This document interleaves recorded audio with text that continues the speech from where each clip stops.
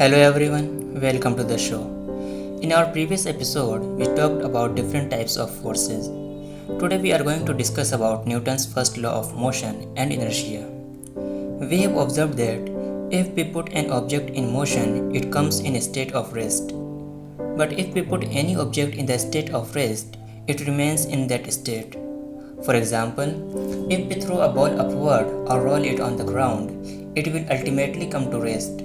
But if the ball is already in the state of rest, it does not start moving on its own.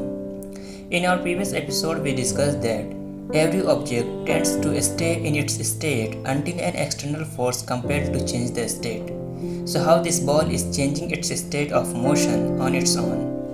A simple answer is there are always some kind of invisible forces in action. For example, when the ball is thrown in the sky, gravitational force is in action, and when the ball is rolling on the ground, frictional force is in action. Thus, the ball is coming back to rest. We will discuss these two forces in our upcoming episodes. For a better understanding, let's suppose an object is in the space and no gravitational force, electromagnetic force, electrostatic force, or frictional force is in action. Now, if the object is left undisturbed, it will remain undisturbed for always, and if the object is provided some initial speed, it will keep moving in a straight line with constant speed for always. In other words, we can say that every object offers a resistance to change its state of motion. If it is in rest, it tends to stay in rest, and if it is moving, it tends to remain in motion. In terms of physics, this property of object is known as inertia. From Aristotle to Galileo, this was a serious topic of discussion for centuries. Finally, in 1687, Newton proposed his laws of motion in his famous book Principia, in which he proposed three laws of motion.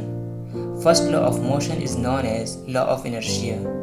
This law states that every body preserves in its state of rest or of uniform motion in a straight line unless it is compelled to change the state by forces impressed thereon.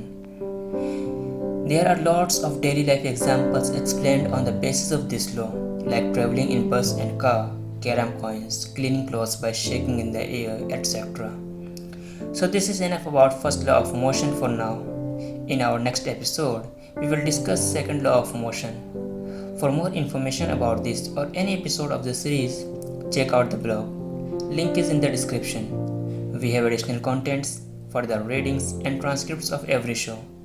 Thank you for coming to the channel and watching the video. I hope you loved the show.